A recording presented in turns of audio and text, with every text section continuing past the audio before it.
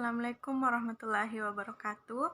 Pada video kali ini, saya akan menyelesaikan tugas dengan mata kuliah kebijakan sektor publik. Nah, kebijakan sektor publik ini merupakan hal yang tidak asing yang kita selalu dengarkan dalam kehidupan sehari-hari. Dan kebijakan sektor publik ini tidak bisa lepas dari kehidupan sehari-hari, karena kita merupakan negara demokrasi dan menganut sistem politik. Apa sih itu kebijakan? Kebijakan adalah rangkaian konsep dan asas yang menjadi pedoman dan dasar dalam melakukan suatu pekerjaan, kepemimpinan, ataupun cara bertindak. Nah, kebijakan publik itu memiliki dampak negatif dan dampak positif. Nah, kita berbicara dari sisi positif dulu. Nah, dampak positif dari kebijakan publik contohnya seperti biaya fiskal ke luar negeri yang dulunya mahal sudah dihapuskan. Yang kedua, kita sebagai pelajar dan mahasiswa diakui oleh negara dengan adanya beasiswa atau tunjangan-tunjangan hidup dalam dunia pendidikan. Kemudian yang paling viral atau yang paling terbaru adalah yaitu dihapuskannya PPKM dari COVID ini.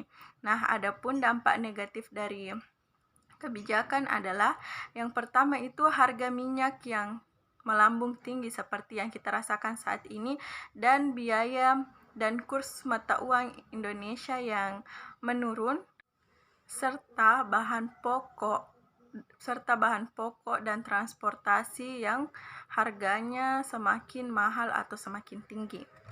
Nah, apa sih pentingnya kita mengetahui kebijakan sektor publik? Nah, yang pertama, kebijakan publik sangat mempengaruhi kehidupan sehari-hari kita. Contohnya saja, dengan bersosial media itu merupakan salah satu kebijakan publik.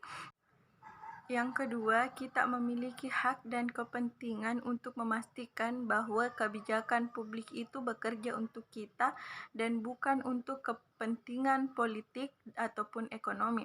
Sebagai warga yang demokrasi, maka kita berhak untuk memilih dan mengetahui apakah kebijakan pemerintah ini sesuai dengan apa yang memberikan keuntungan kepada masyarakat. Kemudian yang ketiga, cobaan abad ke-21 yang lebih kompleks, dan kita perlu yang namanya kolaborasi lintas sektor seperti kolaborasi antara akademika, swasta, dan pemerintah. Nah, menurut Prof. Mark Moore, dia mengatakan bahwa kebijakan yang baik itu dapat menyelaraskan tiga hal. Yang pertama, berlandaskan analisis dan bukti. Kemudian yang kedua, dirancang sesuai dengan operasional. Kemudian yang ketiga, mendapat dukungan politik dari berbagai pemangku kepentingan. Nah, dari tahun 1999 di Indonesia belum dapat memenuhi 3 faktor seperti yang telah saya sebutkan. Karena yang pertama, Indonesia masih kurang dalam berorientasi pada dampak. Kemudian yang kedua, jumlah praktisi yang profesional yang masih sangat terbatas. Kemudian yang ketiga, demokrasi yang masih semu dan masih kurangnya partisipatif, dan demokrasi di Indonesia tidak transparan. Nah, dari realita yang terjadi, maka timbulnya yang namanya insight policy. Yang pertama itu insight atau adanya analisis atau pelatihan tentang kebijakan publik yang baik. Kemudian kedua, akademika, di mana ini menghimpun semua akademik untuk bagaimana menyusun kebijakan dengan baik. Kemudian yang ketiga, community, atau ini bisa dikatakan bisa menghimpun masyarakat untuk bagaimana mengeluarkan aspirasinya untuk menentukan kebijakan sektor publik.